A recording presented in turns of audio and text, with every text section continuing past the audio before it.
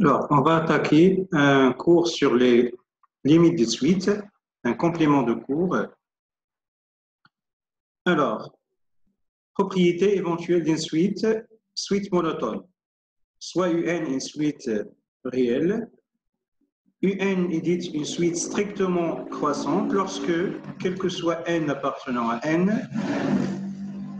UN plus 1 est strictement supérieur à UN. Et bien sûr, on dit que la suite UN est strictement décroissante, c'est si quel que soit n appartenant à n, UN plus 1 est strictement inférieur à UN. Et bien sûr, on dit que la suite UN est croissante, juste croissante. Donc, c'est quel que soit n appartenant à n, UN plus 1 supérieur ou égal à UN. Et la suite est décroissante, quel que soit n dans n, UN plus 1 inférieur ou égal à UN. La suite UN est dite monotone, respectivement strictement monotone, lorsqu'elle est croissante ou décroissante, respectivement strictement croissante ou bien strictement décroissante. Alors, pour établir qu'une suite est monotone, on peut étudier le signe de la différence UN plus 1 moins UN. Vous êtes habitué à ça. En effet, UN est croissante si seulement c'est UN est strictement supérieur ou égal à UN plus 1 est supérieur ou égal à UN. Donc, UN plus 1 moins UN est positif. Et bien sûr, la même chose, UN est décroissant si cette différence est négative. Lorsque tous les termes de la suite UN est strictement positif, on peut comparer, bien sûr, UN plus 1 divisé par UN avec 1 pour étudier la monotonie de UN. En effet, dans ce cas, UN est croissante si on trouve UN plus 1 est strictement supérieur à 1. Et bien sûr, UN, ça sera décroissante lorsqu'on trouve UN plus 1 divisé par UN est inférieur ou égal à 1. Alors maintenant, on va passer à des exemples.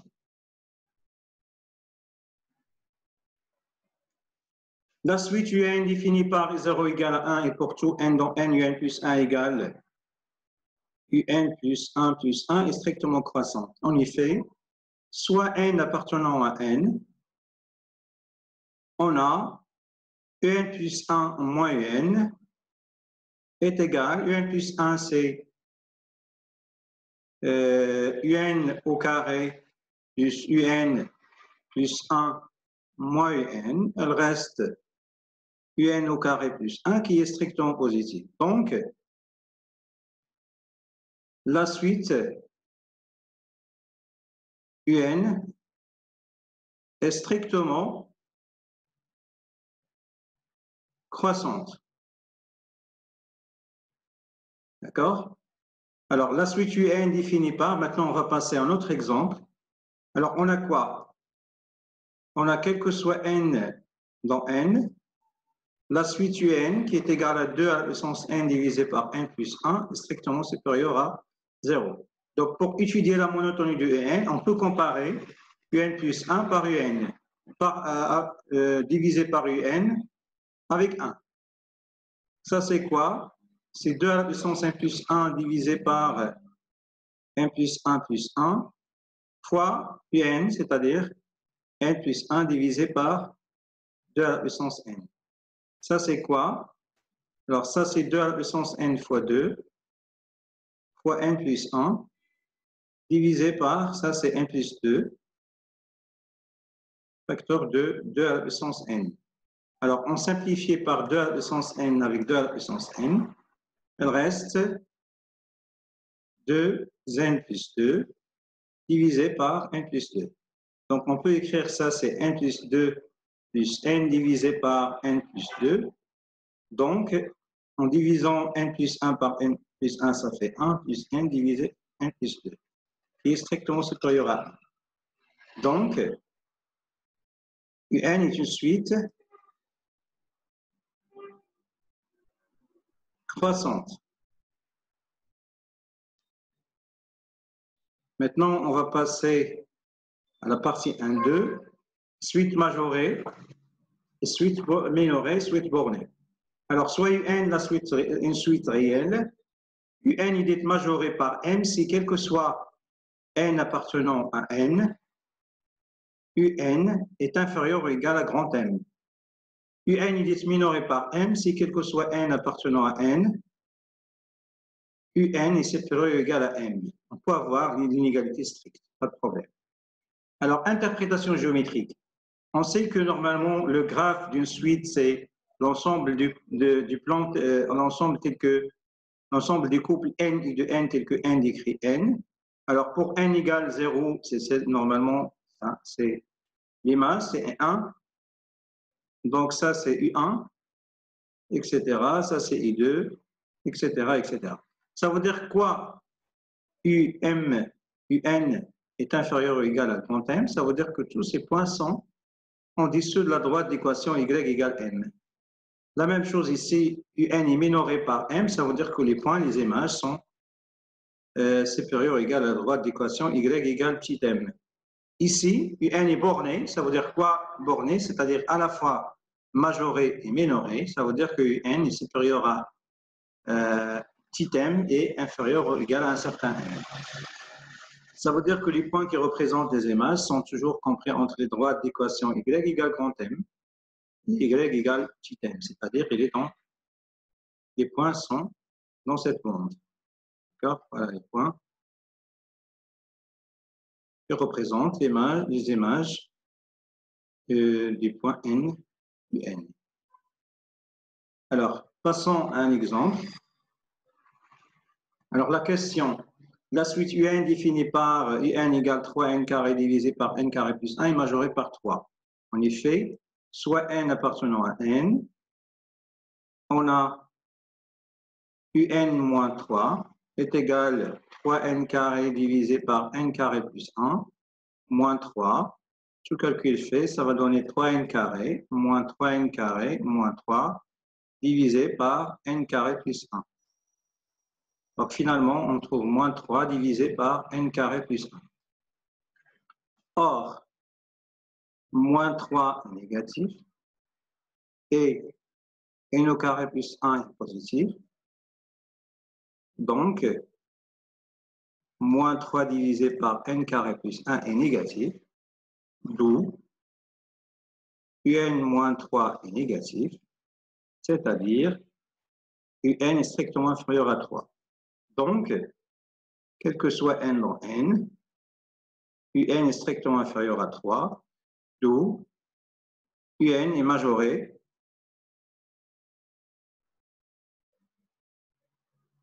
par 3. Alors, limite d'une suite. Alors, on peut définir la limite d'une suite à partir des fonctions.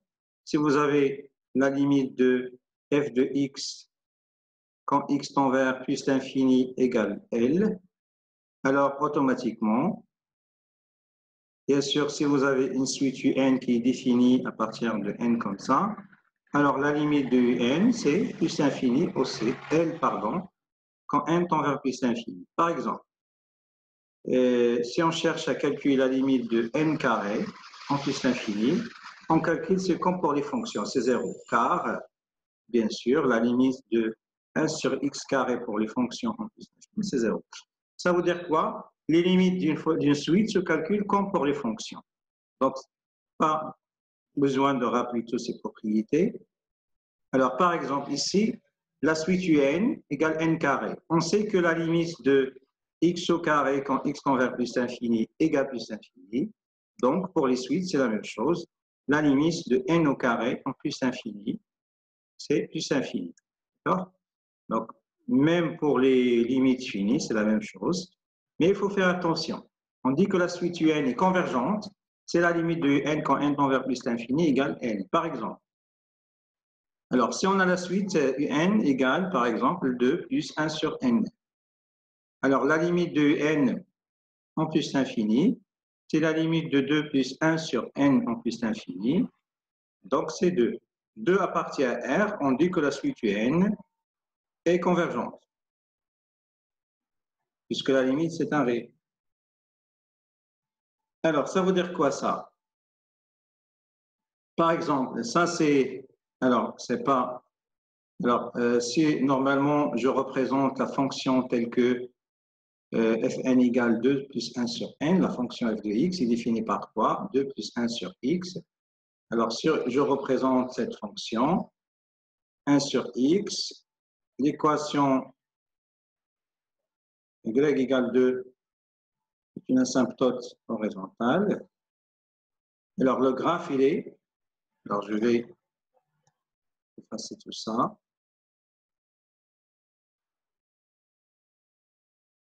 Alors, la droite d'équation y égale 2 est une asymptote oblique. Donc, la courbe de la fonction, elle est comme ça. Mais pour les suites, U0 n'est pas défini. U1, il est là. U2, il est là. U3, il est là. U4, U5, etc. On remarque que les points se rapprochent de la droite d'équation y égale 2. D'accord? Alors, si on a une situation comme ça, géométriquement, on déduit que la limite, c'est 2, puisque les points, normalement, qui représentent le graphe de la suite, ils se rapprochent de la droite d'équation y égale 2, donc la limite, c'est 2. Alors là, la suite définie par un égale 1 moins 1 sur n tend vers 1 quand n tend vers plus infini. La même chose pour la même raison, un plus infini, c'est la limite de 1 moins 1 sur n carré.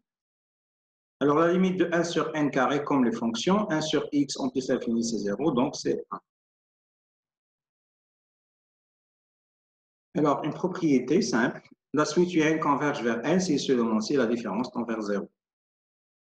Remarque, alors, UN est une suite peut ne pas admettre une limite, par exemple, la suite de termes général.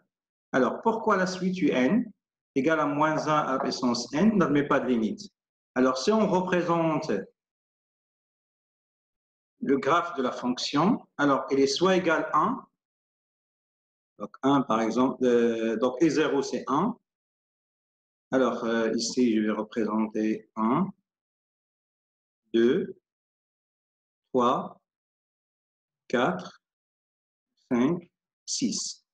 Alors U1 c'est 1, pardon, U0 c'est 1, U1 c'est moins 1, U2 1, U3 moins 1, U4 1, moins 1, 1. Donc, vous remarquez que normalement, les termes de la suite, pardon, ici, c'est pas. Les termes de la suite, normalement, oscillent entre moins 1 et 1. Donc, la suite UN, ça c'est quoi normalement? UN, c'est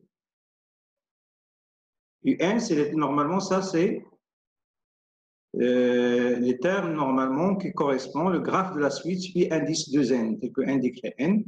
Ça c'est la suite I 2n plus 1. D'accord? Alors, ces deux suites qu'on appelle une suite extraite, cette suite, il converge vers 1, moins 1, pardon, et cette suite converge vers 1. Donc, ces deux limites sont différentes, donc la suite UN n'admet pas de limite. Alors, si la suite UN admet une limite, ça veut dire qu'il existe une droite, telle que les termes se rapprochent de cette droite. Ici, on voit que normalement, la suite, parfois, elle se rapproche. Normalement, il est aligné sur une droite y égale 1, et les termes impairs sont alignés sur une droite y égale moins 1. Donc, ils ne se rapprochent pas d'une droite unique. Donc, c'est pour cette raison, il n'admet pas de limite. Normalement, si vous avez une suite et les suites des termes pairs tend vers un certain nombre L1 et la suite des termes impairs tend vers une autre limite L2 telle que les deux limites sont différentes, alors automatiquement la suite n'admet pas de limite. Alors, lien entre convergence et inégalité. Si on a deux suites telles que n est inférieur ou égal à Vn, et si les deux suites sont convergentes, on peut passer à la limite. On peut écrire la limite de n, ça sera inférieur à la limite de Vn, c'est ce qu'on appelle passage à la limite.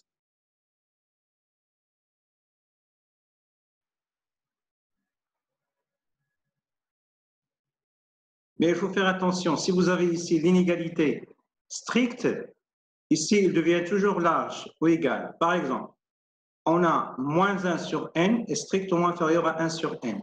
Mais par passage à la limite de cette quantité, c'est 0, et la limite de 1 sur n, c'est 0. Donc, on ne peut pas écrire strict, il faut le mettre au égal. D'accord?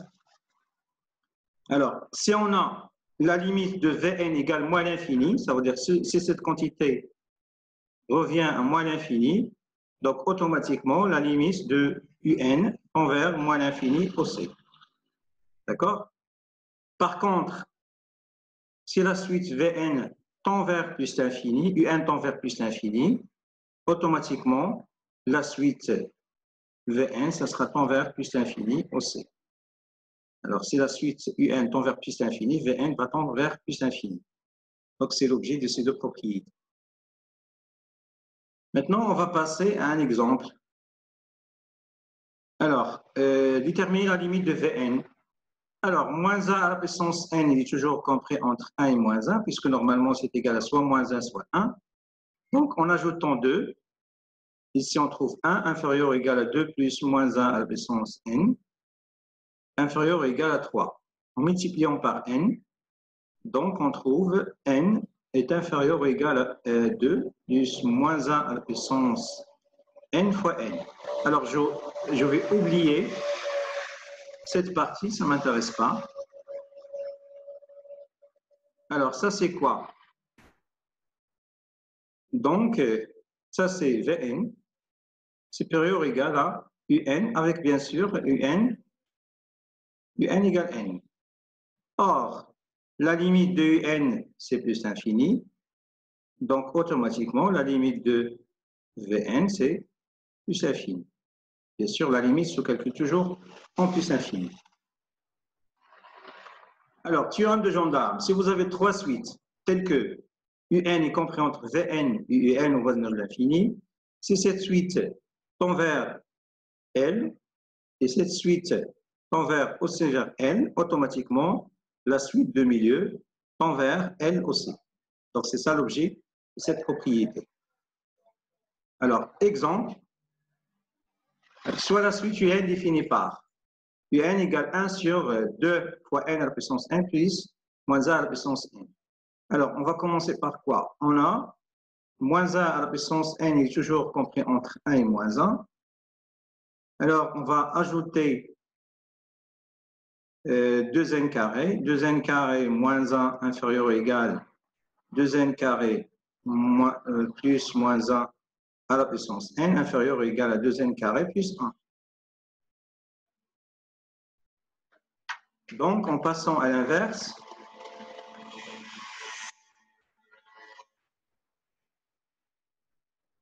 ça sera inférieur ou égal à 1 sur 2n carré moins 1, supérieur ou égal à 1 sur 2n carré plus 1. Or, la limite de 1 sur 2n carré moins 1 en plus infini, normalement, c'est le monombre de p au degré divisé par le monombre de p au degré. C'est la limite de 1 sur 2n au carré plus 1 en plus infini. C'est la limite de 1 sur 2n au carré en plus infini. C'est égal à 0. Donc, la limite, ça c'est quoi? Ça, ce n'est rien d'autre que UN. UN compris entre deux limites qui tendent vers 0. Donc, la limite de UN, c'est OC égale 0. Ça veut dire quoi ça? Ça veut dire que la suite UN, donc voilà les termes de la suite UN, ils sont toujours compris, voilà le graphe, il est toujours compris par le graphe de ces deux suites. Bien sûr, ça, il représente quoi? Normalement, ce qui est en rouge ici. Voilà, ça c'est normalement ce qui est en rouge ici, c'est le graphe de cette suite. Ce qui est en vert ici, c'est le graphe de cette suite.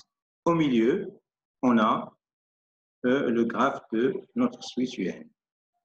D'accord? Alors, théorème de la convergence monotone. Qu'est-ce qu'il dit, théorème de la convergence monotone?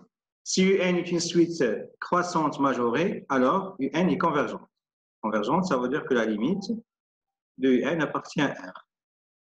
D'accord?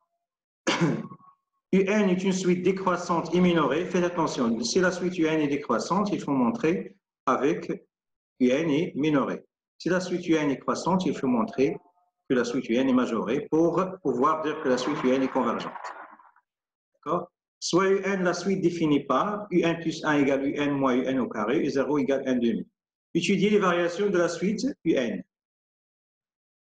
Alors, on a quoi? On a UN plus 1 moins UN est égal à quoi? C'est UN au carré, UN moins UN au carré, moins UN, c'est égal à moins UN au carré, qui est toujours négatif. Donc, quel que soit n appartenant à n, UN plus 1 moins UN est inférieur ou égal à 0. Donc, la suite UN est décroissante. Montrer par référence que UN appartient à 0,1 pour tout entier naturel n. Alors, étape de référence. Première étape, on va montrer ça par référence. U0, c'est quoi? 1 demi. Donc, on a U0 égale 1 demi. Donc, U0 appartient à 0,1. Supposons que UN appartient à 0,1. Donc, UN est inférieur ou égal à 1 et positif. Alors, montrons que UN plus 1 appartient à 0,1. Alors, on a UN plus 1, c'est quoi?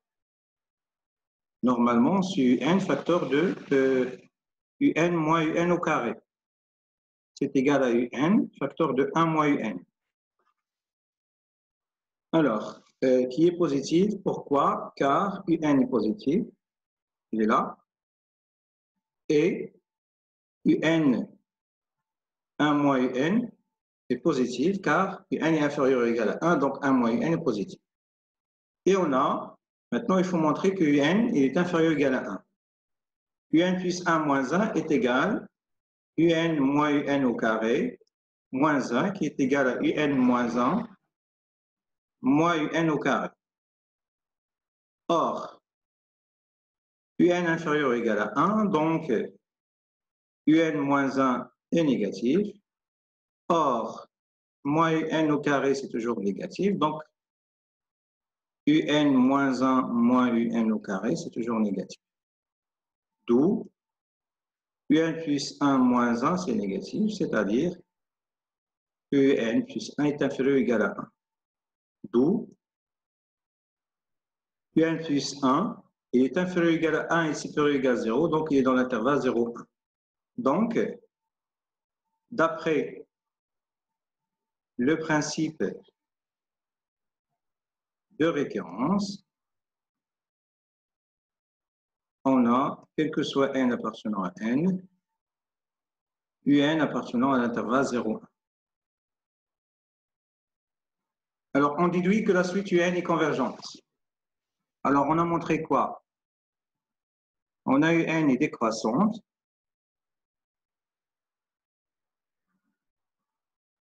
Et minorée par 0. Car, quel que soit n appartenant à n, UN est positif dans l'intervalle 0. Donc, UN est convergente. Déterminer la limite de UN. On a quoi? On a UN plus 1 égale f de UN avec, bien sûr, f de x égale x moins x au carré. Or, UN est convergente et f continue.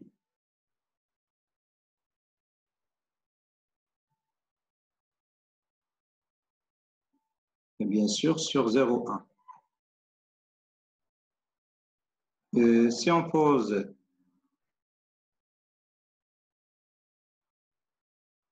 limite de n égale un certain L, R, puisqu'il est convergente, alors, par passage à la limite,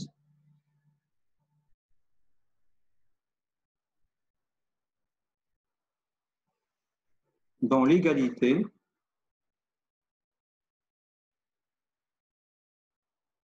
UN plus 1 égale UN moins UN au carré, on trouve